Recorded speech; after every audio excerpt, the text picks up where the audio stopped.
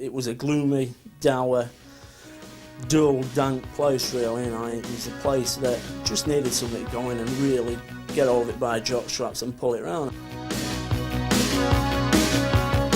I get up in the evening and I ain't got nothing to say. I come home in the morning, I go back. There's the near post corner, flicks one, and it's in the net. It's somehow scored it, and then it was in the net. Hey there, baby. Cowling trying to turn, might get a second bite at it. Hildred, and there is number 100. You can't start a fire without Cowling, Stanton!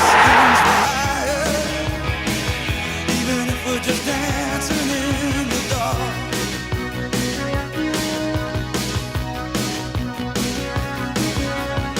Messages keep getting clearer. Radio's on and I'm moving round the place. I check my look in the mirror. Wanna change my clothes, my hair, my face, and I ain't getting nowhere. I'm just living in a dump like this. There's something happening somewhere. Baby, I just know this. You can't start a fire. You can't start a fire without a spark. This guns for hire. Even if we're just dancing in the dark.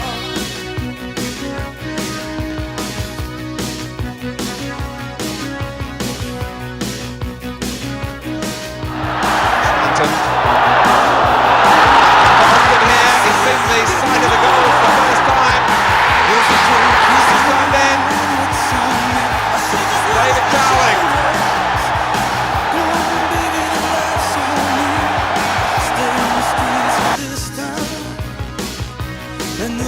Bradshaw, and there's Cowling. Say you gotta stay hungry. Hey baby, I'm just a fast starting tonight. I'm dying for some action. I'm sick of sitting around here trying to write this book. I need a little action. Kick to the front, and the header comes Baby, give me just one look. We can't start a fire. Sitting around crying over a broken heart. Even if we're just dancing in the dark. Even if we're just dancing in the dark. David Cowling was a teammate's delight.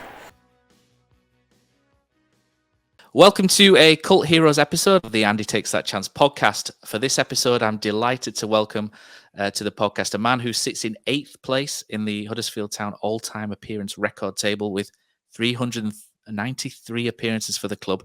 He stands in 26th in the all-time Huddersfield Town top goal scorer charts with 48 goals. He's won a 4th division medal and he's also been promoted from Division 3 as well. And he was described by Steve Kinden as a teammate's delight. He is, of course, the man who put the ball in the bastard's net. It's David Cowling. How are you doing, Dave? I'm good, Matt. Lee, good to see you. Very good. I thought what we could do is we could just have a little walk down memory lane and we could start right from the very beginning of you getting into football, really. Sort of 99% of kids these days. So I think anybody under 30 probably thinks everyone comes through an academy, don't they? In terms of football, and then they just kind of like get themselves. But there are a lot of interesting stories from players from before that, which and it's always interesting to find out the journey that people took. How they got into football and how they got signed. So I'm just wondering if you could start there, really. I didn't go through an academy or anything like that. When I was that age, there were no such things as academies. Then you were just apprentices. My parents wouldn't let me go on trial to clubs until I was 15. They wanted me to finish my education, and I played in my local Sunday League side, and we ended up playing a game against Mansfield Town's youth team. And after the game, I was asked to go back for a trial. I went back for the trial, did well in that. And they asked me to sign, and that was my first club, Mansfield Town. So I signed as an apprentice at Mansfield Town, and then I did 2 years as an apprentice at Mansfield Town, went to the England youth trials and everything, thought I was going to get a contract, and I was informed by the manager that I wasn't getting one. He then changed his mind, and this is Peter Morris was the manager at the time. He then changed his mind, and I had a contract from, I think it was from November through to the end of the season. And at the end of that season, again, he released me again. So I'm probably the only footballer in the world that's released twice from the same club in 1 year.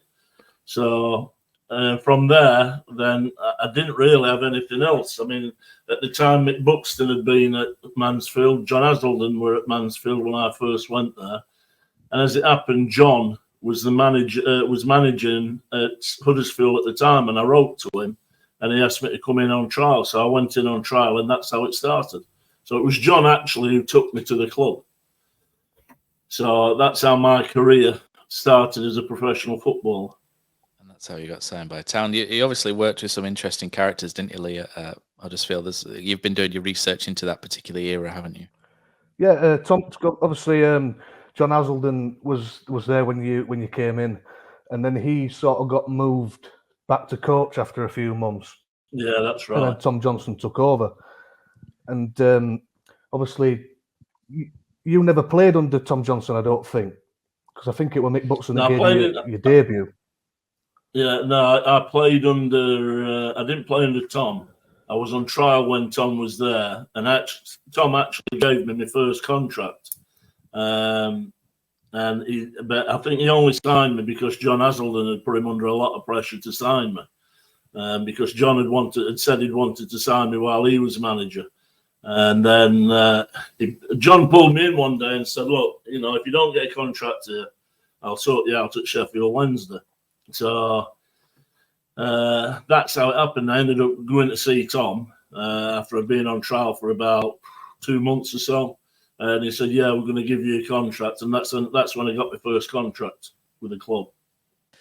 So the 77-78 season was probably the first one you were there, Dave, and I don't think you played much during that season. And there was a bit of probably not the best from the club at that point. It was, I think, we could still remember the first division days of beating, Manchester United, and we didn't beat Man United, but we beat Leeds, didn't we, and Arsenal.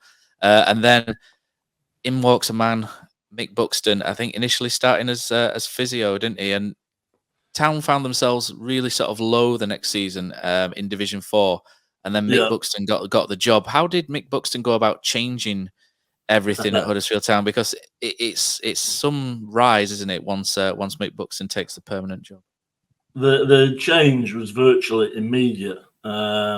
Because I'd known Mick at Mansfield, and like I said, I worked under him for a year at Mansfield before he went to Southend. And Mick was a hard taskmaster. I mean, very, very strict, very organised. And the lads were saying to me, "What's it like?" And I said, "You won't like it, I'll tell you now. You won't like it, but you'll be successful." And he came in. I mean, we used to have a snooker. I mean, you probably heard the stories of the snooker table and everything that used to be in. I mean, the lads used to come in, and training used to get held up because they were still playing the competition on the snooker table, and Tom would be one of them, and you'd go down to training ground for 10 o'clock, and Tom and them would turn up at about go up to 11, and, they decided who were in semi-final at snooker competition. It was ridiculous, to be honest. And then Mick came in, and I always remember I went in the following day after he'd been manager, and the snooker table had disappeared. It'd gone completely. He'd got rid of it. That was the first thing he did, I think, at the club, was to get rid of the snooker table. And you had to be at training for 10 o'clock, and everything was there were a discipline brought in that wasn't there before, I'll put it that way. It was very lax before, and I think that's, to be honest, I think that cost Tom in the end. I mean, what Mick Buxton did work, didn't it? Because Town were, looking in at the bottom areas, weren't they, when he got the job, and then all of a sudden there's a strong finish to that sort of, that season, and Town finished 9th, and it kind of set you up really well, didn't it, for the next season? Because the team itself had been pretty much put together by, John Hazelden and Tom Johnson, hadn't it? The majority were already in the building, but what Mick Buxton's brought in, it seems to have set everything up. Well, I remember things, like you'd be down when Tom was in charge, he'd be down at training, and Tom used to come down in his tracksuit and his shoes and try and take training, and he'd like be showing us how to throw the ball in and stuff like that. You know, like, well, we're professional footballers, Tom. And I mean, you had some strong characters at that time as well. I mean, Steve Baines, people like that. Kevin Johnson, whose place I took. You had some strong characters in there, and I think Tom found it difficult to deal with that. But as soon as Mick came in, that just changed completely. There were an organisation to what we did. Everything was organised down to the last thing, and like I said, it was just completely different, and it was hard work. I mean, I can remember, you know, in that first season, even then, when we finished, I think, like I say, about 9th. In that first season, we'd be working till 4 o'clock on an afternoon on the training ground. And don't forget, these were lads who we used to being finished at 12:30 and gone home and in the pub. You know, it was just a complete and utter change. Unbelievable. And then you've got this. Tell us about this team, then, this 79-80 team, because we've been in the doldrums for 7 years, and all of a sudden there's this exciting, free-flowing, attacking team. There's you on the left flank, and you've got a partnership, haven't you, there with Freddie Robinson as well, and you've got a couple of strikers in the box, Ian Robbins in particular, to aim for. Just tell us about, you know, the partnerships you had in that team and how exciting it was to play in. It actually really started to gel the season before. We had a system that we played, which was we pressed them very high and very early, and everybody knew the role. When we started the next season, 79-80, I think everybody thought, well, you know, we're in with a chance here because we're organised. We knew what we wanted to do. I mean, you had likes of who would have been Alan Starling in goal, who was just absolutely fantastic character in the dressing room. You know, I can remember sitting at half time and he's having a fag in the dressing room at half time while Mick Buxton's doing his chat. But Andy Rankin used to be the same. He used to have a fag as well. And, you know, we had Mally Brown at the time, Dave Sutton, Keith Hanvey, Fred, who, to be fair, I mean, Fred made life very easy for me because I didn't have to do a great deal of tackling and stuff like that, which wasn't my forte at the time, I'll be honest, and which the fans used to let me know about, to be fair. And then we had Mick Laverick, Peter Hart, then Brian, and then up front you had Ian Robbins and Fletch. And I always felt sorry for Fletch because I thought Fletch never got the credit he deserved. Fletch is the best striker I've ever played with in the sense of you could knock a ball into Fletch and it didn't matter where it went, he would hold it up and he'd bring you back into the game. And it was unbelievable. It didn't matter if you threw it into his head, his chest, anywhere. And Fletch was absolutely fantastic. And to be fair, I don't think Fletch gets anywhere near the credit he should get because, I mean, he really did help us, you know, because we used to play, sometimes we play along from the back, well, quite a lot of the time, you know, and it was hard work for Fletch and Ian Robbins to hold it up until we got there and joined in again. And people, like I say, I sometimes feel sorry for Fletch because I don't think he gets the praise he should get because he was the best striker I've ever played with in respect of being able to play it into him and just knowing he'd get it back. And Robbo was just a total different animal. Robbo, we used to just think outside the box, don't bother giving it ball because he'll not bother with it. But in the box, give him the ball, and sometimes you just think you might as well turn around because you know where it's going, and it would just he'd find an angle somewhere and put it in the goal. So, you know, from that sense, you're not setting off on a bad footing, are you? Really, you've got two probably the best centre halves in that league, in Sutty, who were younger then, obviously, and Keith Hanvey. You had Mally Brown, probably the best fullback outside the first division. And then you had Brian Stanton, who was very much, well, could do anything with both feet. You had Peter Hart, who would, I mean, I tell you, I always tell a story about this. The one about Vinnie Jones being an hard man. I saw Peter Hart smash him all over the pitch at Plough Lane. We played him at Plough Lane. And my God, it was frightening. And then you had Mick Laverick, who would, to be honest, was just a fantastic midfield player from my point of view, because I didn't even have to look up. I always knew where Mick could be. He'd just be inside me all the time. I just used to knock it off and go again. And so it made life easy for me, to be honest. And Fred just used to kick everybody. So it didn't really matter. It sounds like a great mix, though, doesn't it? That you've got also, it takes all sorts to make a team, but doesn't that's it? the genius of Mick Buxton. Yeah. That is Absolutely, the genius of Mick Buxton. With that, he knew what he wanted in his team, and he knew the mix that he needed. And I don't think Mick ever bought a player without seeing them, and I don't think he ever bought a player without seeing them warm up before games. That was his big thing. He used to say, I'll go and watch them warm up and see what they're like. If they're fanning around and they're not messing about, then I'm not interested. But he brought in that period, he brought in Brian Stanton, Robbo, frighteningly good players. I was going to say it was the mentality. When you look at, obviously, I wasn't lucky enough to see it, but I've seen a lot of video, and they seem like it seems like a really mentally tough team. And you look at the fixtures and the results, and some of the big games. You look back at. I was watching the highlights from Lincoln when you played Lincoln at home, and it was 3-2, and that game was back and forth, and the mental strength to come through. And then the Walsall game was pretty much the only game you didn't win in the last, the 10 games before the end of the season. There's some big games there, and it was that sort of mental strength which always seemed to sort of help you win out in the end, by the looks of it. Well, when you're doing like 8-mile cross countries, then you do get a mental strength. I tell you, you soon learn to have one, because the training was brutal. And I mean brutal. It was hard work every day. Apart from Fridays, I didn't mind Fridays, and but it paid off for us. And that's that. So in the end, you've got to say he was right. We used to say sometimes they're saying that everybody used to come out with, well, it's a bloody athletics club. It's not a football club.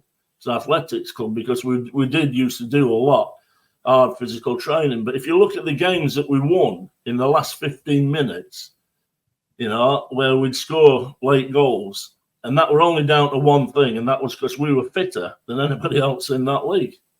And I think that's borne out with, like I say, if you look at the facts and figures, I think you'll look and find that there's a lot of games where we scored late goals. Yeah, I was going to say that Lincoln game in particular is one where you won that late on as well, and that seemed to almost be a bit of a turning point as well. Did that one, Dave? Yeah, I mean, Lincoln were up there with us at the time. It was tight, and they had a good side, to be fair, and we knew it'd be a tough game. But we just never, honestly, at home, we never came out and thought anybody would beat us. And I don't know why that instilled in us right from early doors, but it did. We just used to think, right, we'll win that game, and then we've got the next one to come, and that's how we went on. And Mick just sort of encouraged that sort of attitude. 101 goals, Dave. You've got 10 of them that season. It's just phenomenal, isn't it? You went into that Hartlepool game. It was the Hartlepool game, wasn't it? Needing to. Yeah, Mick had left me out for that one. Thanks for reminding me about that one. But obviously, change the game. Change the game as well, though, Dave. We'll change the game. We were 1-0 down when I came on at half time. I only came on because somebody were injured. I can't remember where who were injured. And but Mick always used to instill in us about, if you score in their goal and they don't score in yours, then you've won the game. So we were, people say we were free flowing. It was free flowing because we like to get it forward early and support it quickly and get plenty of crosses in the box and stuff like that. I mean, that's probably why I made a living, because I don't think I went past too many fullbacks, in all fairness, but I just used to get it and bend it round them and put it in the box. And we scored no end of goals. And and the other thing that we spent hours and hours and hours on were free kicks, doing free kicks around the box. We had a couple of routines around the box, and we must have scored 20 goals that season from free kicks quite easily. I would say the final whistle video is brilliant, and you're on it as well, Dave. And the one that sticks out is the Mally Brown cross, isn't it? And the two strikers run across each other, and Ian Robbins scores with the header. That's one that's off the training ground. That, I mean, that's talking on a Thursday afternoon at 4:00, and Mick turning around and saying, "No, that's not good enough. Let's do it again. Set it up again," and then we'd do it again and again. Mally did it from the right, I did it from the left.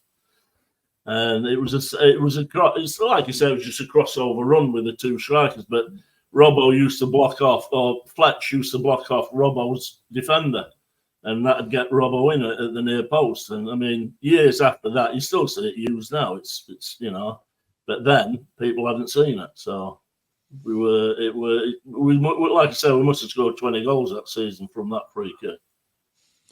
Tell us about the celebrations then, Dave. It's Huddersfield Town, a champion team. That this is the last time Huddersfield Town were a champion team as well. We've not won a league, have we, since? So you're still one of the last champions of from Huddersfield Town, which is incredible, really. Tell us about the celebrations. The town hall. There's the things at the town hall. I don't know if you did. I'll tell you about straight after the game.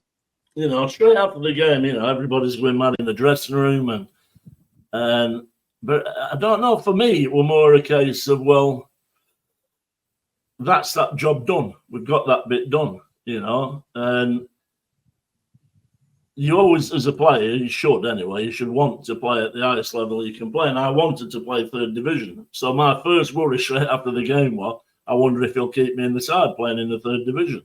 That was my first thought. But the celebrations and that after it were unbelievable. It was ridiculous.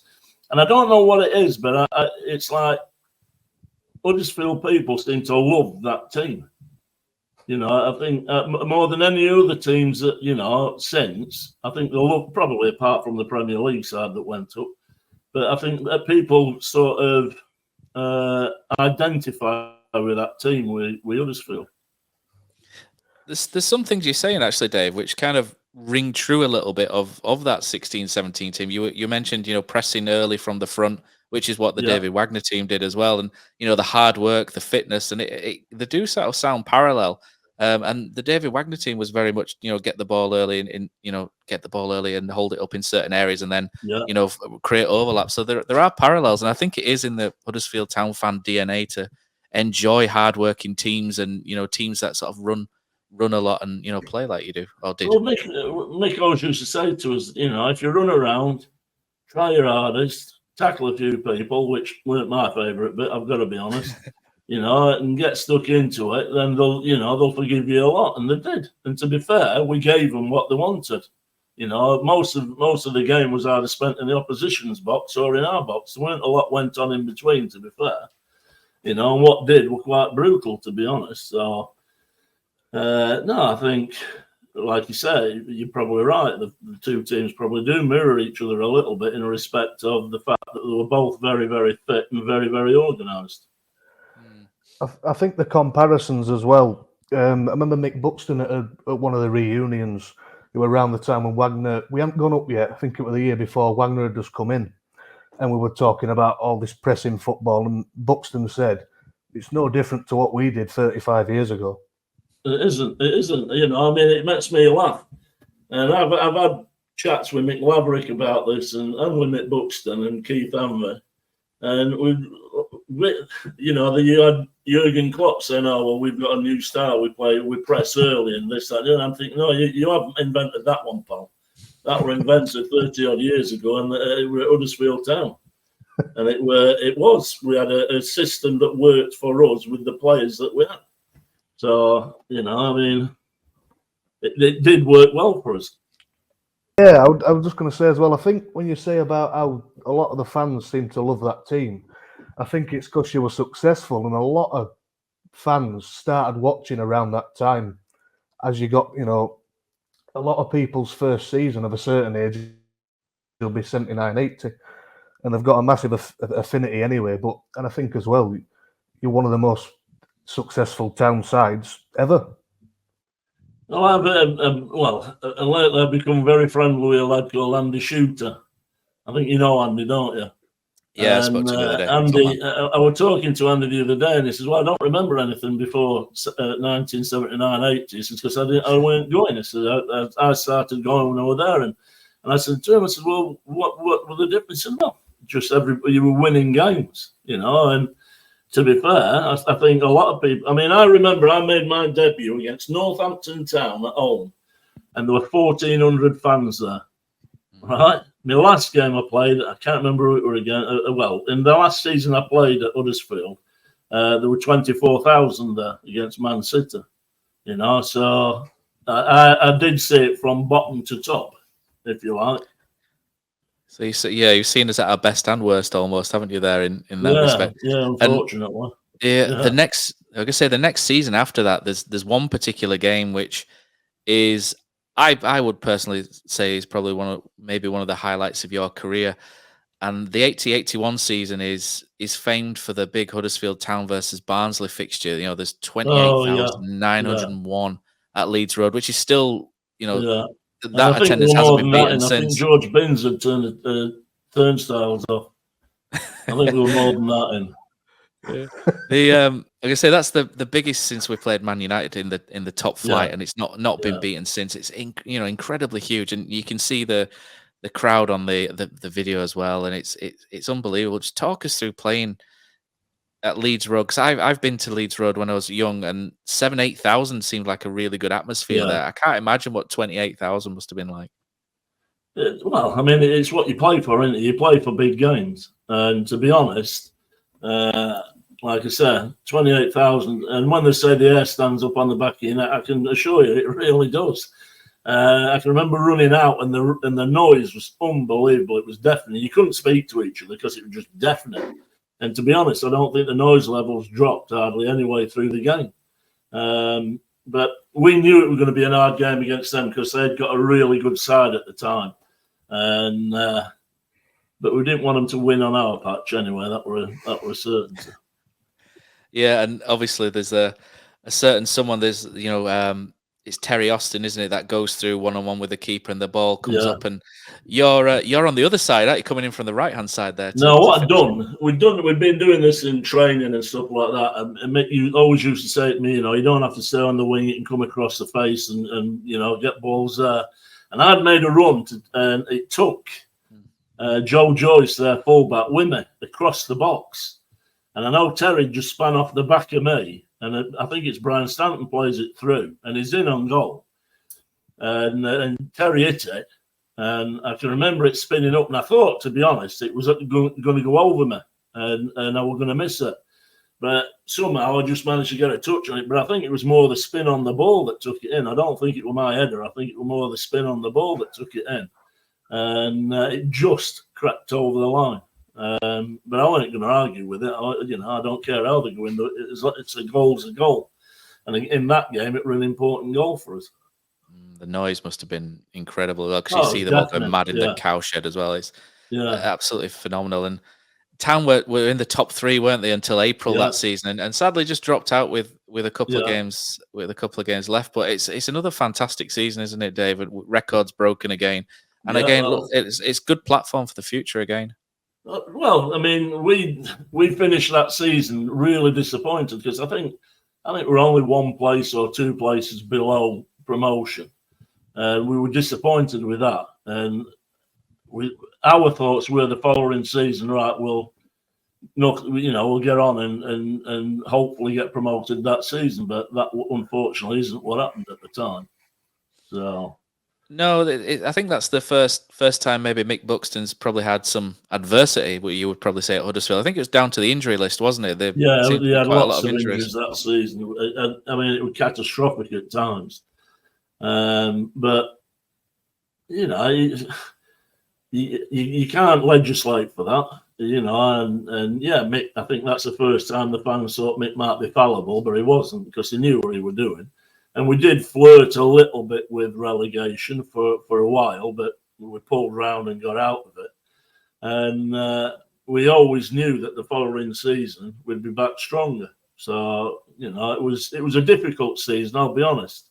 It wasn't the pleasant season, but to be fair, I think that galvanised us a little bit more for the following season. And obviously, sadly, Steve, that's the season Steve Kinden's playing career finished, isn't it, with an injury? Yeah. And Steve was, a top man, isn't he? And he was a great player. But the way Mick Buxton has rebuilt that team, though, all of a sudden you're up and running again. There's the likes of David Burke now behind you, and there's Mike Lillis has come through. Mike Lillis looked a phenomenal player at the time. Colin Russell as well, and he's done it again, hasn't he? Mick Buxton is, everyone sings his praises, but when you look back through some of the stuff he did, seems incredible when you look back. Mick spent 120 grand on Terry Austin, and probably wasn't his best signing. Colin Russell, I think he spent about 50 grand on or something like that, and came in and was phenomenal, fantastic. But that team was a good all-round team as well. I think it's probably we played a little bit more football that season, but it was a strong team, very strong team physically.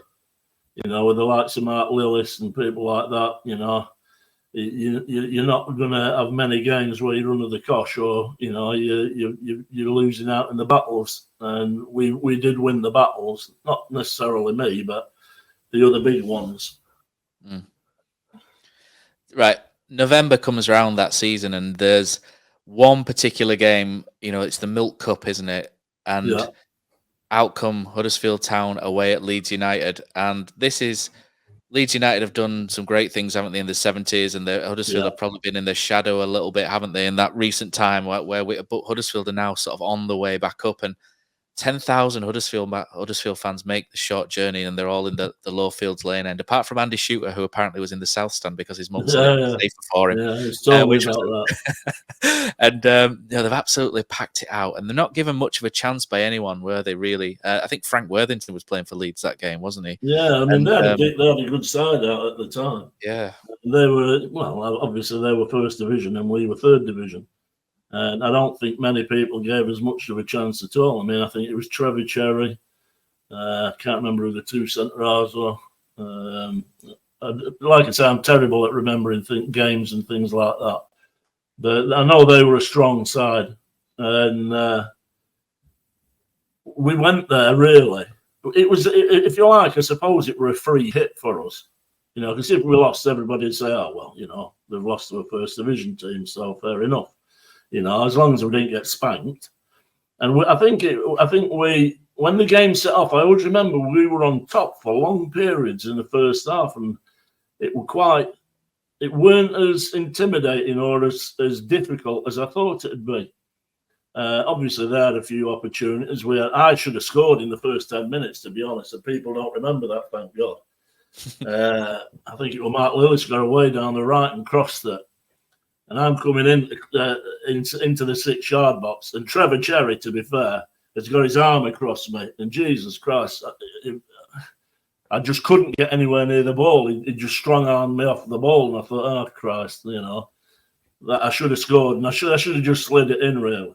And then a couple of times, Mark kept getting away down the right-hand side. And at half-time, when we were coming off, I said to Mark, I said, look, if you get away down the right-hand side, I said, I'll just make the back post.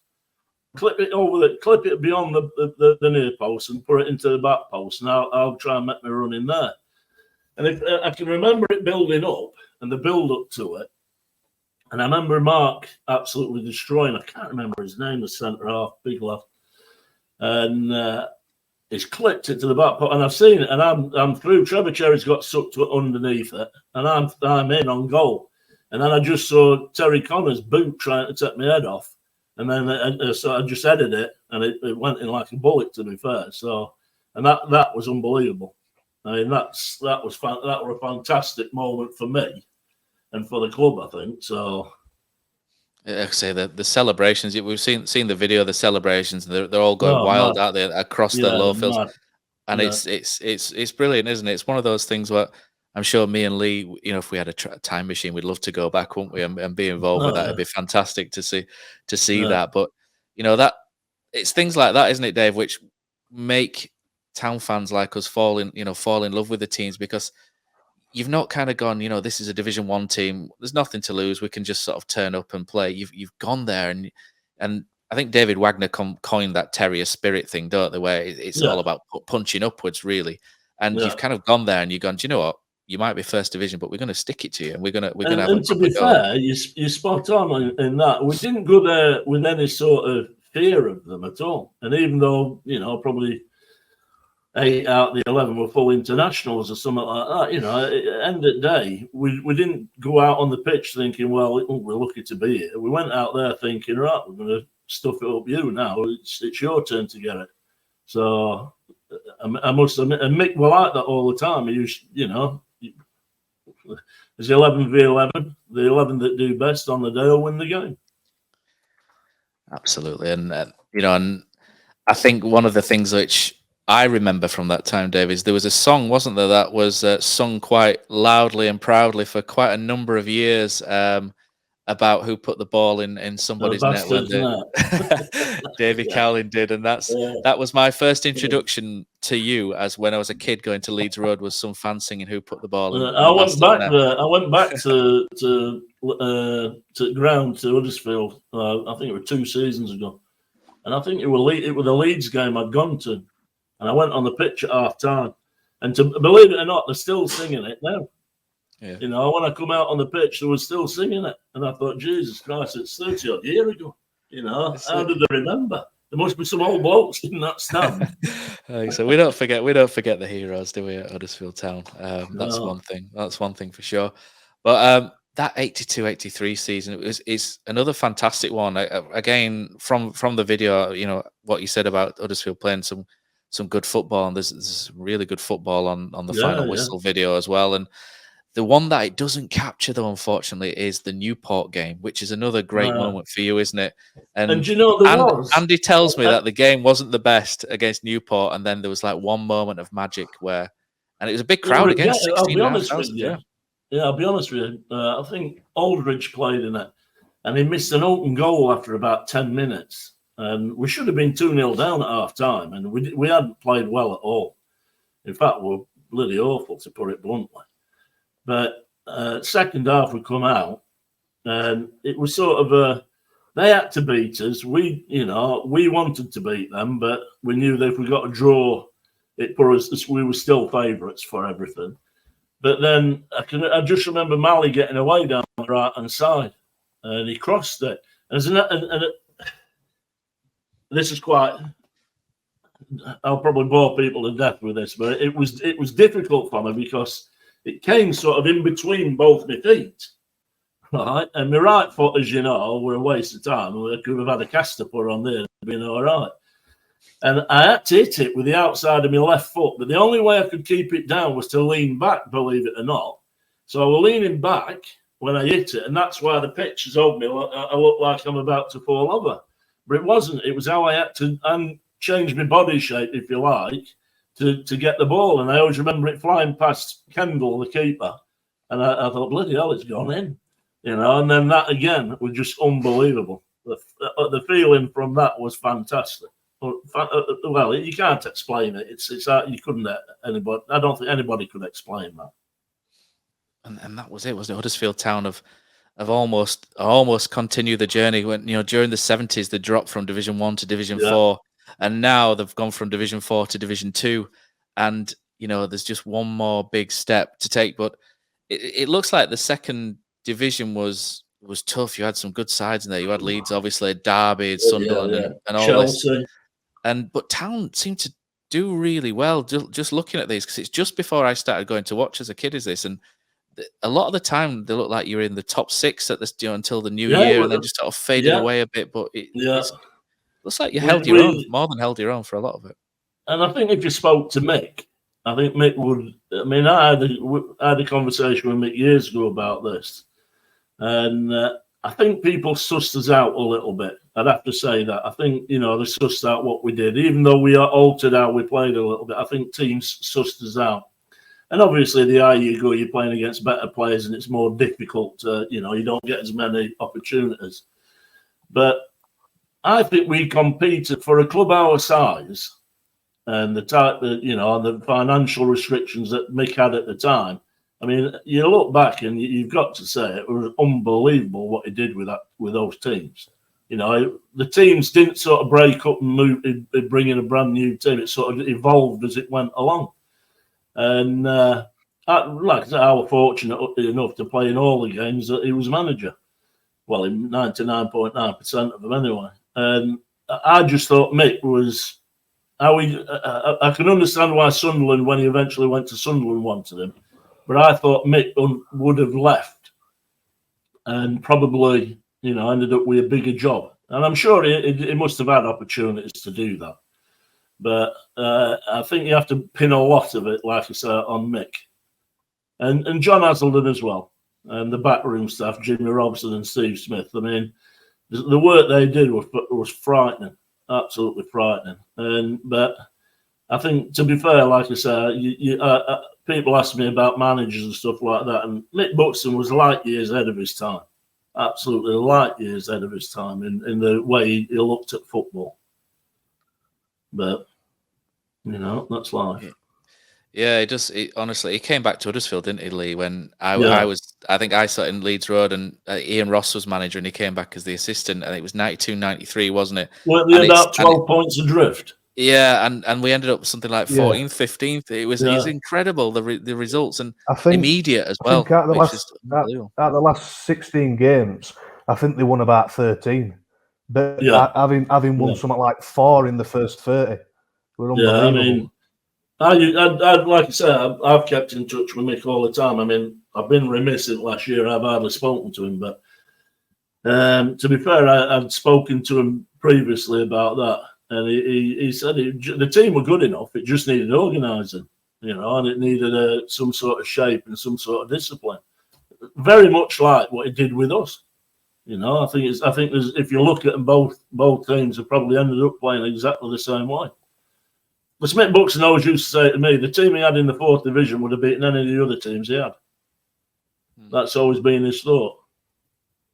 That's interesting, that because that 2nd division team had some players, didn't it? I was looking through the players that Joey Jones and Duncan Shearer, Terry Curran, and I thought what was quite interesting was it was almost like a mini West Yorkshire league in there. You had a decent Bradford City at that time, which is unusual for Bradford City, but they were quite decent at the time. And Leeds were in there, and you must have had some quite good games with them, because it seemed to be like 1 win, 1 defeat. You saw Town sort of more than held their own against 2 decent teams there as well. Like I said, I mean, we had some of the points. I mean, there were Man City, Chelsea, teams like that in those leagues. And again, we'd go in. I always remember we played at Man City, and they were going for promotion. And Paul Power, after the game, we beat them 1-0. And Paul Power put a comment in saying along the lines of, well, if we can't beat Huddersfield Town, we don't deserve to get up. And I thought, well, how disrespectful is that? We absolutely bossed the game. We played better football than them. Then they did come and spank us something like 3-0 at our place later on in the season, man, but we'll forget about that bit. But no, I just found it quite disrespectful that, we were footballers the same as he is, and we could do the same things he could do. And obviously, whether it was just the fact that it upset him because it had knocked him back in promotion, I don't know, but I thought it was a very poor comment to make. Yeah, some things never changed in the league, because we still get comments like that now, don't we? Little old Huddersfield, and that it never changes. It's never. The problem is, little old Huddersfield at that time could bite, and it did bite, and we did bite people. Love it. So we're moving on now to sort of 1986-87, and I think Town, maybe, like you say, have been swimming against the tide financially a little bit, having to sort of sell and then replace, sell, replace. And it's tiring, that, isn't it? And John Hazelden left as a coach as well. And then Mick Buxton, unfortunately, Town Park company with him at Christmas, which I think I've always heard was, everyone was kind of a little bit heartbroken by that. And always, even though they were sort of at the bottom end, they always felt it was maybe a bit harsh. You gotta remember, I was 16 when I first met Mick. And he'd been like my mentor for all those years. And I'll be honest, I'll be truthful with you. I was absolutely disgusted with the club that they sacked him, and especially at that time. But we always felt as players that, and I remember Joey Jones saying, well, we won't go down. We're not going to go down. So what's the point? But there'd been a change in the boardroom at the time. And Keith Longbottom, I think, had stepped down, and there were another chairman in. And I just felt it was very un-Huddersfield like how it happened and how it was done. I mean, we were in the relegation fight, but we were hovering above it, if you understand what I mean. And everybody was confident we'd get out of it with Mick. And when he went, I think it ripped the heart out of the club, to be honest, for a long time. I don't think Huddersfield Town recovered from him leaving for a long time. But I mean, obviously, I'm biased because I've known Mick a long time, and I think he was an outstanding manager. That you can't deny that. But I think it was the wrong decision to make at the time by people who I think didn't have the experience to make those decisions. That might be quite controversial. I don't know. No, I don't think so. I think when someone new comes in, they tend to try and shake things up and show who's boss, don't they, and things like that. And it's not always for the best. You see that in all walks, don't you? Yeah, when Keith Longbottom was chairman, we never saw Keith at all. You'd see him on a match day, come in and say, "Well done, lads," and that'd be it. He got thrown in the bath at Hereford when we got promoted there, when we won that game there, in his suit and everything, which I don't think he was too keen on. But then we had a change of chairman, and from what I understand, there was a bit of interference in what happened day to day, and I don't think that suited Mick at all. Mick's his own man; he makes his own decisions, and I think he likes it that way. Mick was best when he was in charge of everything, and I think that's how he's always been. And replacing Mick was a man that I got to know about 10 years ago, and he's an absolutely lovely man. Steve Smith, wasn't he? One of the nicest people I've ever met. Honestly, you won't meet a nicer person than Steve Smith, And we had his run-ins, me and Steve, when he was manager. We had his run-ins a couple of times, but I tell you, I have so much respect for him. He was an unbelievable fella. I've never known anybody, no person I've met has ever got a bad word to say about him. So, he's a fantastic man. Yeah, it's phenomenal. Around about 10 years ago, I used to work for Towns Academy as a scout. And Steve Smith came, and he was working with a couple of them. I used to get to go around to these different galas with Steve Smith, and it was just to be in his presence and just be able to listen to him chatting about players, just unbelievable. Cause such a lovely man, and then his thoughts on things that you would like. Yeah, I never really saw that. That's really interesting. He was a very, very clever guy, very knowledgeable, very knowledgeable. Absolutely great guy, and he came in with Matt Lillis, and they were a great combo. And then moving on, Steve was replaced, wasn't he, by Malcolm McDonald the next season. And this is kind of your last season as well, isn't it? And I've seen the quotes from Malcolm McDonald. I've heard things from people who were there. My uncle wasn't much of a fan, shall we say. And, there's quotes of him saying, "I'm going to get Brazilians to play for Huddersfield Town" and stuff. And then later things come out where you sympathise with it. He's got issues, hasn't he? And with an injury, which has led to this and that. But this is your last season here, isn't it? And I don't know if it seemed like a difficult season for everyone involved at the club, did this? Well, my season, what had happened is Steve Smith had taken over as manager. I think there was pressure above him for him not to play me. I think that probably comes down to an incident between me and the chairman, but I don't really want to go into that one.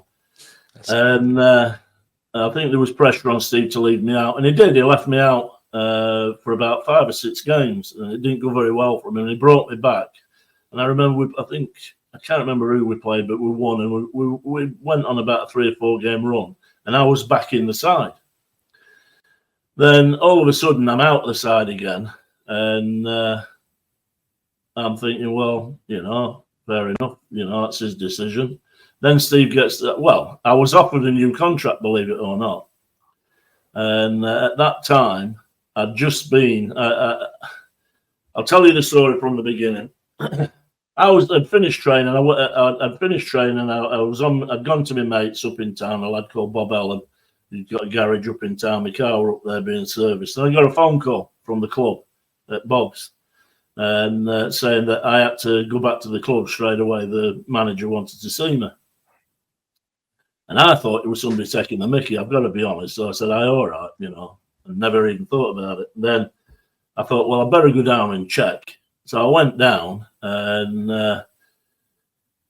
the secretary at the time said, "Oh, Steve wants to see you." And I went into Steve's office, and he said, "Oh, John Bond from Birmingham wants to talk to you. He wants you to go down tomorrow and have a conversation."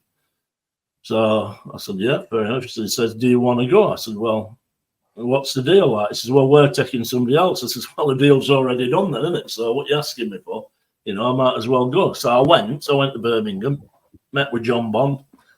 That were an eye-opener in its own right. I agreed everything at Birmingham, was ready to sign. And John Bond phoned Steve. And the deal with the other lad had fallen through. And the kid hadn't arrived at 11 o'clock, and at 11:15 when John Bond rang to see what were happening, he'd left. So that tells you how well the conversation had gone with Huddersfield, with the lad. And to put it bluntly, and I apologise if I offend anybody, John Bond said they're just taking the piss out of you. They've no intention of letting you go. So John Bond asked him what sort of fee it would take to buy me instead of doing a swap deal. And at the time, I think there was an embargo on you couldn't spend more than 40 grand or something like that on players. And he asked for 60 grand. And John Bond just said, "Have you woke up this morning and dreamt that figure?" And at that, it was over and done with. So he said, "Go back to the club." He said, I'm being honest with you. He said, "They've sent you on a wild goose chase. There's no intention of letting you go like that." So I was sent back. And that's when things started to get a little bit naughty, I'll be honest. I went back and spoke to Steve. And then Steve said, "Look, leave it with me. I'll talk to the chairman." I went back and saw Steve the following day. And the chairman says, we'll offer you a new contract. So I said, right. And he said, it'll be this, this, this, and this. And, and I said, right, fine. Yeah, I'll take that. So that was supposed to be done and dusted that week. Comes to the Friday, no contract ready. I went to see George Binns. George, to be fair to him, said, "Look, David," he said, "I haven't been told what to do yet, so I'm waiting." And then I went in to see Steve Smith again, and he went, "Well, it's no to do with me because I've just been sacked, and there's a new manager coming in." So that was that, and that was the start of things getting a little bit, let's say, naughty with the club in May. I know for a fact that the club had said I'd asked to leave, and I'll swear categorically now, never asked to leave the club ever. Only once with Mick Buxton. But that never really, I didn't really mean it. But I never ever said I wanted to leave the club. In fact, I said, I would have signed that contract and stayed. I wanted to finish my career at Huddersfield Town because I knew I only had 2 or 3 seasons left in me. And then Malcolm McDonald arrived, and the story changes completely. Yeah, Lee, there's that a running joke, isn't there, with Huddersfield fans that every Huddersfield Town fan reckons that they were at Main Road for the 10-1 against Man City. Yeah. The question is, Dave, I know you probably didn't play, did you? But were you there? Everyone else swears they were there. No, I was. I'll tell you where I was. I was playing Scarborough for Scunthorpe United. I went to Scunthorpe United on loan when Mick first went to Scunthorpe United. I went on loan for a month, but I tore my thigh just before I'd gone. And I only played that one game, and I wasn't fit for any of the rest of the month's loan. So I came back to Huddersfield and trained on my own because I was informed I had to train on my own. I think after 400. Listen, don't be frightened of asking me any questions you want to ask me. I'll be open and honest with you. And if I don't think I should tell you, I'll tell you. I was going to say the only thing I was going to say there is that you think after 400 appearances and everything that you'd done for the club, they would treat you with a lot more respect, really. And Matt, it seems sad to me. Yeah, it's the one thing that since I've left, and even now it galls me a little bit. Now I think, well, there were players who got looked after a lot better than me when they finished. And I'd been there. There were 1,400, like I said, when I played my first game, and the 24,000 that season when I finished.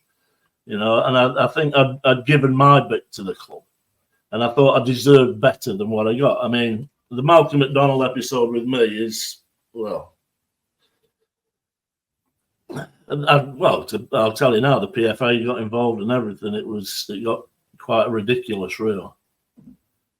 And when Malcolm came in, and this is probably no detriment to Malcolm, and I don't blame him at all for it. He'd probably been told what the situation was. But don't forget, for 8-9 solid years, I'd been a first team regular. And Malcolm came in, did his speech, went training, and I go down to the training ground. Well, a list goes up on the board who's training with Malcolm McDonald and who's training with the kids. And I didn't even look at the board, to be honest. I thought, well, I'm with the first team squad, so... And then one of the lads shouted across, Dave, you're with the kids. What's going off? So I thought, I think alarm bells started ringing in my head then. I knew there was a slight issue here. I think we'll put it that way. And I ended up training with the kids. Then it got to a point where he wouldn't let me train with any of the groups. I had to train training myself, running and stuff like that, and working with a physio, George McAllister. There were other things that happened that were quite unsavoury. And basically, I was forced out of the club. And that disappointed me after the efforts and that I'd put in.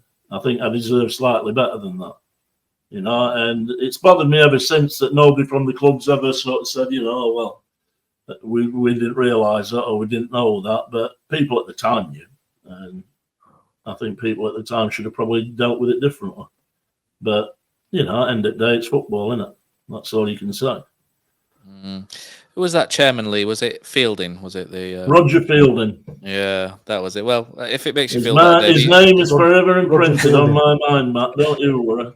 Yeah, well, put it this way, he won't be on the Cult Heroes series anyway, Dave, and you are. So there we go. That's 1-0 Cowling on that one. I don't think he lasted too long. I don't think he lasted too long. He weren't there that long, were he? I think Did Keith Longbottom come back? Did he I'm come not back? sure. I think Keith did come back on the board. I don't know if he came back as chairman.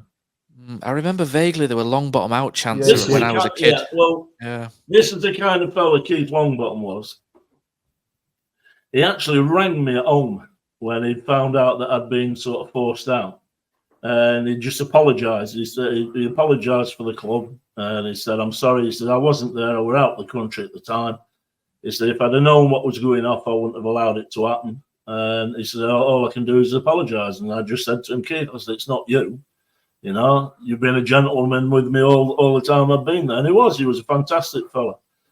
And it was just that I think the people who came in and took over from Keith didn't really, how can I put this without getting sued? Didn't really know enough, I'll put it that way, to know what was needed at the club at the time. And I didn't play at all under Malcolm McDonald at all. And Owen Hand, I always remember Owen Hand when he took over. He'd been the coach with Malcolm. And Owen Hand said to me, I played there in a reserve game for Scunny when I'd finally gone to Scunny. And Owen Hand said to me, he said, what was the problem with you and Malcolm? I said, I didn't have a problem with Malcolm. I said, but I think there were other problems. He said, well, I used to ask him, why, let's play Dave. We need to put Dave Cowling in the side. And he'd just say he couldn't. So that was that. So, you take from it what you take from it. I mean, I don't know. Not good, but there you go. No, football, eh? It's not the nicest business, is it? Yeah. I'll just ask you one question. Just one thing that came into my head, Dave, was I remember being quite young, so my recollection of the game isn't amazing, but Town played Scunthorpe in a friendly in about 1990. I remember Gordon Tucker was playing for Scunthorpe. I was just wondering if you played in that game. Would you have played around that time and in that game? No, I don't think I did. No, I left Scunthorpe in '92, but I can't remember playing in a friendly against Huddersfield. That's a shame. I think it's when that friendly, I think, was when Ife Onyura was on trial, Lee. So that was when he came in from Bradford University and stuff. But that's a different time. Just going back to Dave, because obviously you were good. because you were linked with Man United, Leeds, bad players don't get linked with these clubs at all. So, did anything ever come of that? Was it just talk, or was there an opportunity? I always, well, I mean, at that period of time, clubs didn't have to tell you, if there were any clubs in for you. So I never knew. The only one I knew about was Leicester City. Apparently, Leicester had put in an offer for me, and it had been turned down by the club. The only reason I knew was because Bernard Purdy, his best mate, was chief scout at Leicester, and he'd rung Bernard to ask what sort of lad I were. And obviously Bernard had given me a glowing report because apparently they put in a bid for me. But apart from that, no, I don't know of any others. I'd love to ask Mick one day. Yeah, obviously everything went through Mick. He'll probably say nobody came in for you. You were lucky to be playing, never mind or else. Yeah. I've got a couple of quick fire things. Any more from you, Lee, that you want to ask about the playing days? I would quite like to ask what were the difference between how much Steve Smith sort of differed from Mick Buxton. Not very much, really. To be fair, Steve really just picked up the reins from Mick. And I remember the first game after Mick got sacked, we played Blackburn and beat Blackburn 3-0 at Blackburn. And in all honesty, I don't think it'd matter who were in charge of the team. That result was just going to happen. And I mean, Steve was, how can I put it? A very quiet man, very humble.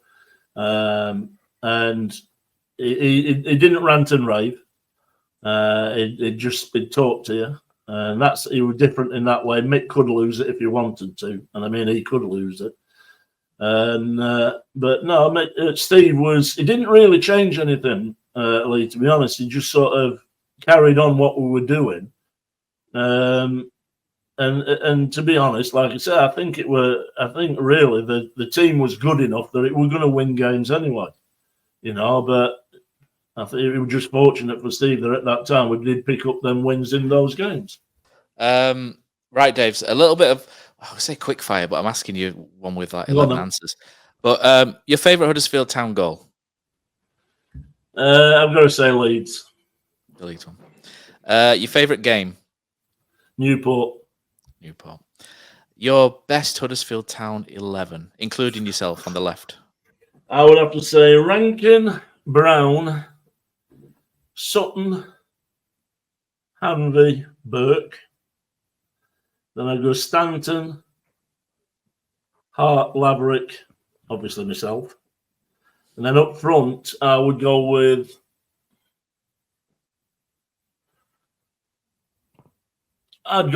Fletcher and Robbins. So basically, it's the team apart from Fred Robinson, but Berkey were an unbelievable player. Fantastic, absolutely fantastic player. David Burke's the one who had his leg broken. Was it Hopkins? Was it? Were you in that game? I was right next to it when it happened. There's the moment, isn't there, with Sam Allardyce where he strolls out. I was right next to Sam when he punched him as well. The story that I always got told was Sam sort of strode straight over, just whacked him, and then walked down the tunnel. Is that? And just walked off. Yeah, referee didn't even. I think. Well, referee turned around to get his card out, but Sam were already on his way off. So yeah, it's he's the hardest man I've ever seen in my life. Him, Sam Allardyce. Frightening. He's still quite frightening now. Yeah. I won't mess with him for sure. Just about your life after Huddersfield Town, Dave. Obviously, me doing little bits of scouting and whatnot, I found your sort of post playing career quite interesting. I think I'm not sure everyone knows exactly what you did, but you had your own academy, didn't you? Which you did with your son, who was a good player as well, wasn't he? Sorry. He was a good player as well, wasn't he? Yeah. Oh, my son was, but we were at Notts Forest. He got a really bad injury, which finished his career. So, but he'd have been a better player than me. I'll put it that way. No, when I finished playing, I took over the academy at Scunthorpe. Took me coaching badges. I'm a UEFA licensed coach. When I left Scunthorpe, I took over at Doncaster. We did really well there. I was academy director there. Then I went to Bury. I was asked to go to Bury, and when they were in the first division, and we did really well there. We got a lot of players through, and the lads did really well. I enjoyed my time there. Then after that, I ended up going to Darlington. That were when George Reynolds was chairman there, which is that's another podcast on its own. Yeah. And then, like I say, I went from there. I went into education, set up academies for Darlington College. Then I went to Nottingham. Then we set up his own private academy. But during all that time, I was scouting for clubs anyway. I'm working for Fulham now. I've applied 3 times for jobs at Huddersfield and never got a job. And believe it or not, the last time I went, I don't know who the fellow was with Mark. He was some member of the club. And I went as for a scout's job. And the fellow didn't even know who I was. So, was he small? Was it Ross Wilson? Ross Wilson, that's it. Yeah, there you go. Yeah. I worked at the club at that time. Ross was. Yeah, he didn't even know who I was. And he said to me, he didn't know I was either, Dave. So that's. He just said to me, he says, "Why do you want the job?" I said, "Well, I played here for 13 years." He went, "You what?" I said, "Aye." I said, "I played here." And Mark was like, "Yeah, he has." So, but no, I applied for the job when Jerry was academy director. I applied for the under-18s job, and then Trevor Cherry. Somebody told me Trevor Cherry wanted me to go in with the youth there at Huddersfield, but nothing ever came of it. So, ended there. That's I'd have loved to have gone back in some capacity at the club. It's a shame. So that's interesting. Then there's one final thing I have was you did come back to Leeds Road, didn't you, for the last ever game at the stadium? And I remember I think I was 12 at the time, and I just remember all these stars that I'd read about in my little book. There's a little blue and white book that I used to have, and used to look through all the stats and statistics like a little geek like I am.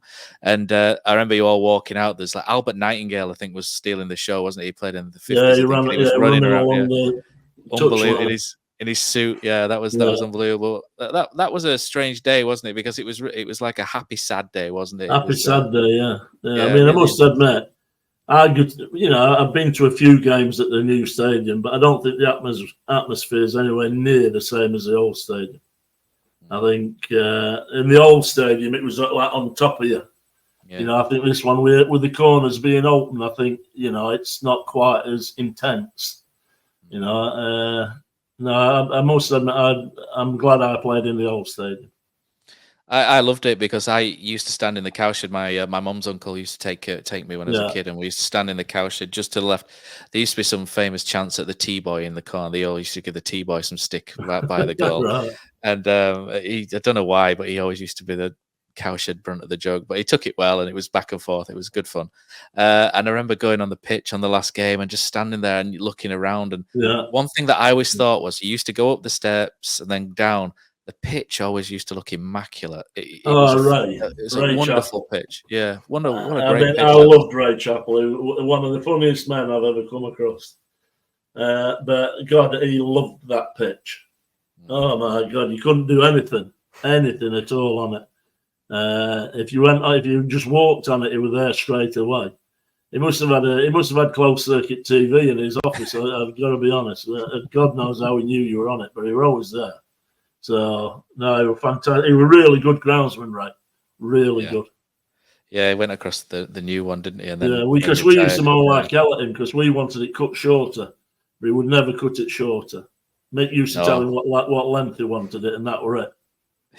Honestly, when it was sunny, when it was sunny, Dave, it used to just fantastic. The sun used to hit down. It's one of the best pictures I've ever seen. And the crown on it was brilliant as well. Yeah, it was fantastic. I love that stadium. It was good, and there's the low roofs, wasn't there? The cowshed and the terrace. It just kept everything on top of you. It was great. Yeah. Absolutely. And then the away end was open, so they didn't make any noise, and that was great. Yeah, although the Leeds fans did when they came that time. Bloody hell. Yeah, That was but frightening, that. Yeah, great place. Good Yeah. memories of that. Good memories. But yeah, that was it. But Lee, have you got any final things that you want to add in? Yeah, sorry if you can't hear me, but you touched on your sort of partnership with David Burke a little bit. How different was he to Fred Robinson, or the partnership between you and Fred, and then you and David Burke? To be fair, with Fred, I think Fred had said himself, if he got it, he used to give it me. With Berkey, he could do it himself. Berkey was a very, how on earth we got him on a free from Bolton, I haven't got a clue, because it was pure quality from the moment he came in. I think at that time we had Phil Wilson from Bolton, Dave Burke, and Paul Jones. All three of them were, excellent players, top class players. But Berkey was one of them. I didn't have to talk to him. He'd like overlap and I'd just sit in for him, and it worked really well with us. Fred was a destroyer, and I was, if you like, the player. And I don't mean that in a derogatory way. Fred knows what I mean by that. Fred were a totally different player altogether. Fred suited the period of time that he was there, and that, where again, Fred was one of them that nothing faced Fred at all, absolutely nothing. It was fantastic, because as a younger player, you need someone like Fred behind you, because he talks you through games as well, and it was great to have. But Berkey, if you're talking about me saying who were the best of the two players, I'd have to say David Burke, because I thought he was absolute pure quality. Dave, I think the last thing for me to say is just on behalf of us that do the podcast, and I'm sure a lot of Huddersfield Town fans as well who were around in the sort of 70s and 80s. I just want to say thank you for everything that you did for Huddersfield Town. Huddersfield Town fans have long memories. Andy Shooter, you mentioned earlier, rang me yesterday quite excited about this, and he reeled off so many happy memories, and it was so fun. I sat talking to him for an hour. It was so fun listening to all these great memories that he had of that period, and involving you and Mick Buxton, the entire team. And I did say to him, the next time there's a reunion, I'm going to go, and I'm going to make sure I actually go and listen and watch, because it was so much fun. And it's been so much fun speaking to you as well, Dave. It's been great. I've really enjoyed this. And listen, I'd like to thank Huddersfield Town for what they gave me as well. They gave me a career. So and the fans, to be honest, it was a cool reception when I first started, but towards the end of me, after a couple of seasons, I think I'd showed them what I was worth. So they were always very supportive of me. So I'd like to thank them as well. Brilliant. And the last thing for me to do is to induct you into our Cult Heroes series at number 7. So you're in at number 7 alongside Steve Kinden, who was number 6, and it's my pleasure to do that, Dave. Thank you very much. Thank you. Thank you so much for joining us. It's been real fun. It's a pleasure. Thank you. Brilliant.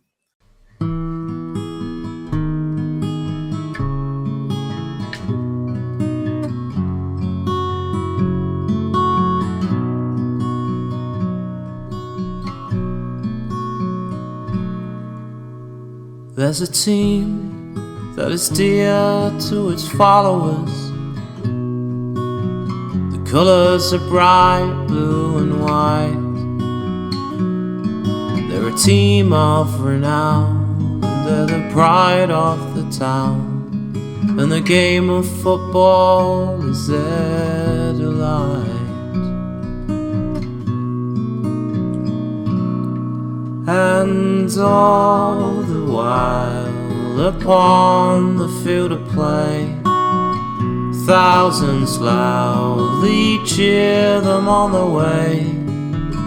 Often you can hear them say, who can beat the town today? And then the bells will ring so merrily, and every goal shall be a memory. So town, play up and bring that cup back to Huddersfield. So town play up and bring the car back to Hildred.